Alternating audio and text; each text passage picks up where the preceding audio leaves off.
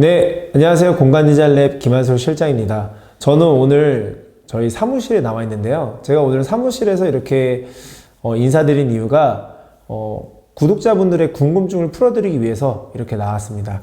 나중에 시간이 되면 저희 사무실도 한번 구경시켜드린 컨텐츠로 또 한번 인사드리도록 하겠습니다.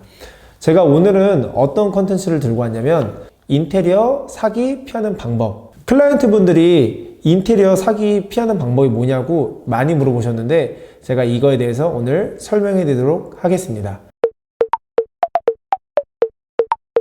통상적인 인테리어는 뭐냐면 먼저 클라이언트 분이 의뢰를 하게 됩니다. 의뢰를 하게 되면 저희가 일단 전화통화 가볍게 하고요. 그 다음에 무조건 현장 실사를 나가게 됩니다. 현장 실사를 왜 나가야 되냐면 현장을 보지 않고 온라인으로만 결정을 하게 되면 공사 시작할 때 추가금이 붙거나 아니면 공사를 했을 때 변수들이 발생되는 것에 대해서 서로 난감한 상황들이 됩니다. 설계에는 세 가지 부분이 있습니다. 평면도 설계, 3D 설계, 공사 도면 설계 이렇게 보시면 될 것 같고요. 평면도가 설계돼서 배치 정도가 어느 정도 서로 오케이가 되면 클라이언트 분들은 이것들을 평면도만 보고는 어떻게 나올지 이해가 안 됩니다. 그래서 저희가 그 이해를 돕기 위해 3D를 설계하게 되고요. 3D가 돼서 서로 OK가 되면 저희가 그걸 기반으로 해서 공사 도면을 설계하게 됩니다.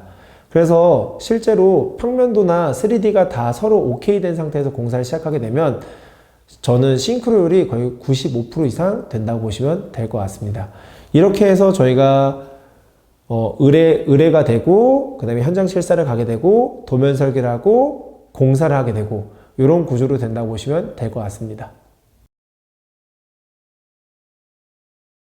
인테리어 사기는 제가 보기엔 한 세 가지 정도가 있는 것 같습니다. 첫 번째는 부실 공사, 두 번째는 이제 추가 비용에 관련된 부분, 세 번째는 잠수가 있는데요. 사실 첫 번째랑 두 번째는 원만하게 해결이 가능합니다. 사실 부실 공사가 있는 거면 인테리어 업체에서 당연하게 해주면 되는 거고요. 그 다음에 추가 부분에 대해서는 서로가 어느 정도 원만한 합의를 통해서 추가 비용을 정산하거나 깎아주거나 이런 합의가 가능합니다. 근데 세 번째 유형 같은 경우는 잠수를 타게 되면 그 다음 방법이 없습니다. 이게 인테리어 사기와 관련돼서 이 잠수가 왜 무섭냐면요. 예를 들면 철거 공사를 했어요. 예를 들면 목공 공사, 경량 공사를 일부를 했어요. 근데 그 다음에 공사를 안 해도 사실은 법적으로 가도 그 인테리어 업자는 피할 수 있는 구조가 좀 있습니다. 공사 좀 딜레이 된 거지 공사를 안 한 건 아니다 라는 다양한 빠져나갈 구멍들이 있기 때문에 이건 되게 장기화 됩니다. 그동안 거기는 완공도 못하고 어디는 아파트 같은 게 입주를 해야 되고 사무실 같은 데 써야 되는데 계속 그 상태를 비워둘 수 없으니 이게 사실 질질 끌려가게 되거든요. 잠수하게 되면. 그리고 또 뭐냐면 이런 거예요. 다 됩니다. 다 좋습니다. 근데 계약하고 돈 보내자마자 사정이 이래서 뭐가 이래서 특히 잠수 이용 중에 악질이 뭐냐면 돈은 돈대로 다 가져갑니다. 근데 클라이언트 입장에서는 마음이 급하니까 돈은 돈대로 다 들어가고요. 근데 저희도 사실 이렇게 인테리어 미팅을 하다 보면 금액 때문에 저희가 공사를 못 따는 적이 있어요. 근데 거기서 다시 전화 와가지고 이런 상황이 있어서 잠수가 됐고 공사하다가 업자랑 싸워가지고 중단이 됐다.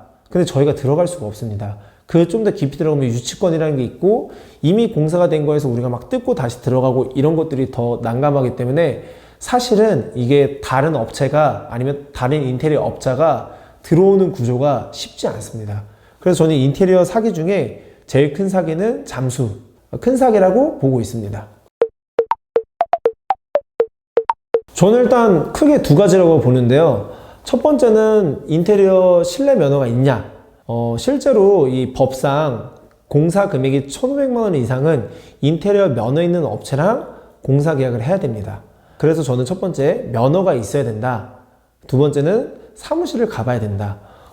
여기 면허 있어서 계약해봤는데 알고 보니까 면허를 빌릴 수도 있습니다. 기본적으로 인테리어는 시작하게 되면 비용이 몇 천만 원이 들어가고 많게는 몇 억이 들어가는 공사이기 때문에 번거로우시더라도 인테리어 면허가 있는지 그 다음에 사무실이 제대로 있는지 이 두 가지는 꼭 확인해 보시면 좋을 것 같습니다. 사실 인터넷 카페나 예를 들면 어떤 플랫폼을 찾으면 나중에 국세청에서 연락 오는 경우가 있습니다.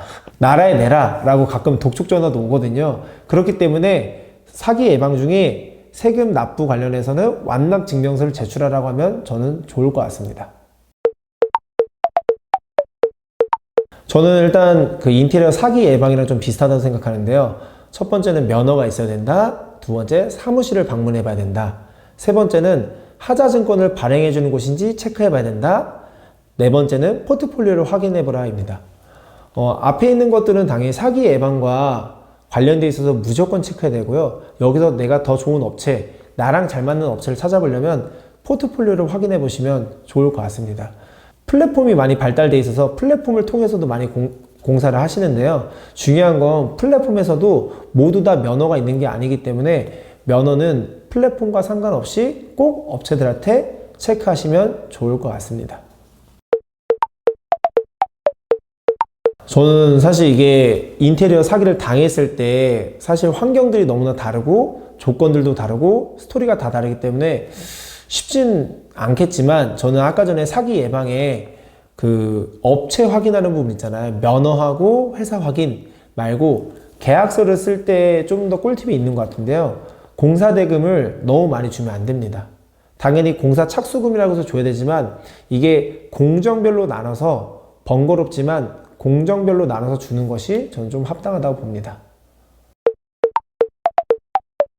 인테리어 사기 피하는 방법과 관련해서 간단히 Q&A를 했는데요.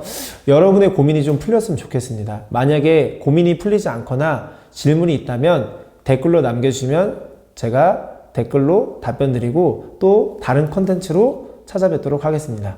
감사합니다.